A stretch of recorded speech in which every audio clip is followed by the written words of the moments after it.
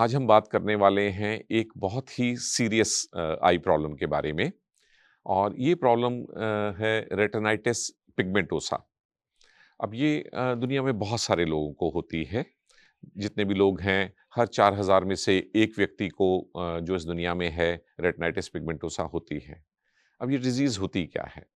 ये डिजीज़ होती है एक कंजेनाइटल या जेनेटिक डिसऑर्डर, जो हमें अपने पेरेंट्स से पास ऑन होता है या ग्रैंड पेरेंट्स से।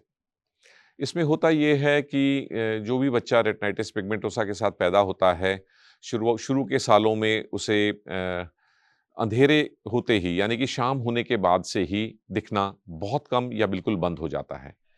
तो पेरेंट्स देखते हैं कि दिन भर तो बच्चा ठीक रहता है, लेकिन शाम होते के बाद से फिर वो टटोल के चलना शुरू कर देता है।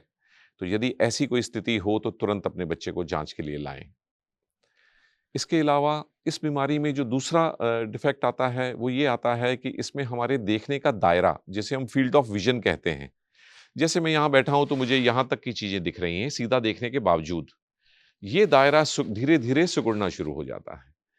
अब ये दायरा सिकुड़ना जो है, आम आदमी को महसूस तक नहीं होता, क्योंकि उनको सीधा-सीधा सब कुछ क्लियर दिखता है। लेकिन धीरे-धीरे ये हो जाता है कि वो अपनी साइड की चीज़ों से टकराने लग जाते हैं। यदि कोई वो व्हीकल लगाते हैं तो उनके एक्सीडेंट होने शुरू हो जाते हैं, और वो सोचते हैं कि बाकी लोग लापरवाह हो गए हैं, इसलिए ये हो रहा है उनके साथ, जबकि उनकी देखने का विड्थ कम हो रही है। अब इन बीमारियों के बारे में बहुत अनुसंधान हो रहा है, और भविष्य में हमारे पास इसके लिए बहुत अच्छे ट्रीटमेंट होंगे, जैसे कि सेल थेरेपी, जीन थेरेपी या बायोनिक आई। लेकिन अभी हमारे पास एक बहुत ही सिंपल डिवाइस है, जो इस बीमारी में प्रचलित नहीं है। लेकिन यदि हम उसे इस्तेमाल करें तो वो है प्रिज़्म ग्लासेस। प्रिज़्म ग्लासेस एक बहुत ही सस्ता साधन है। कुछ हज़ार रुपयों में प्रिज़्म ग्लासेस बन जाते हैं। और जो मेन प्रॉब्लम होती है रेटिनाइटिस पिगमेंटोसा पेशेंट्स की, कि उनका देखने का दायरा ऐसे हो जाता है, जैसे कि वो इतने में देख रहे हैं, या कभी-कभी जैसे वो इस छोटे छेद में से देख रहे हैं, टनल विज़न हो जाता है। इसे हम सिर्फ एक सिंपल प्रिज्म ग्लासेस बना के उन पेशेंट को देंगे, तो अगर वो पेशेंट इतना देखता है तो उनका ये कपाट खुल जाएगा और उन्हें फिर ऐसा दिखेगा। यदि किसी का विजन ऐसा है तो वो ऐसे हो जाएगा। इसके बारे में अवेयरनेस बहुत कम है, और ये कम डिस्पेंस किए जाते हैं। लेकिन यदि आपको भी रेटिनाइटिस पिगमेंटोसा है तो अपने डॉक्टर से प्रिज्म ग्लासेस के बारे में ज़रूर डिस्कस करें। और कुछ दवाइयाँ भी ऐसी हैं जो इसके प्रोग्रेशन को स्लो कर सकती हैं।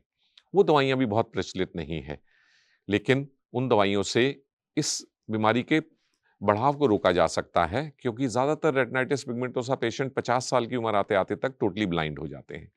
तो जो लोग आजकल 40-45 साल की उम्र के हैं, वो ज़रूर दवाई भी करें, और बहुत सस्ती दवाइयाँ हैं इसके लिए।